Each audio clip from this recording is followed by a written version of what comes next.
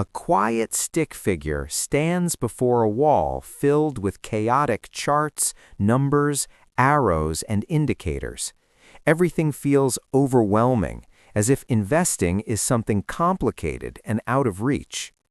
The chaos suddenly collapses into a single, simple building, removing the noise and revealing that behind all the complexity there is something far more straightforward.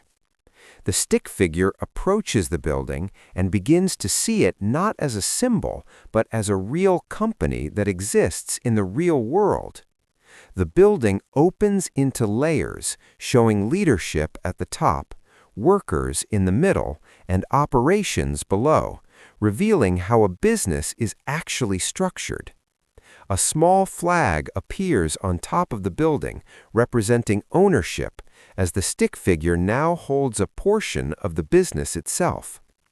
More stick figures appear around the same building, each holding a fraction, showing ownership is shared among many people. Another stick figure focuses only on a rapidly changing chart, reacting to every movement without any connection to the underlying business. The contrast becomes clear.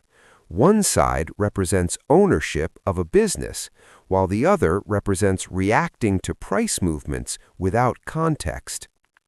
The building remains stable and unchanged on one side, while the chart continues to move unpredictably on the other, highlighting the difference between stability and volatility. A thought bubble appears showing gears and a factory producing goods, representing how real companies generate value through products and services. Arrows flow from customers to the company and then toward the owners, illustrating how value is created and distributed through the business. Over time, the building gradually grows, symbolizing how businesses can expand and increase in value as they operate and serve more customers. The chart continues to rise and fall independently, showing that short-term price changes do not always reflect the underlying business in the moment. All distractions fade away, leaving only a simple building and a calm stick figure, emphasizing clarity after removing unnecessary complexity.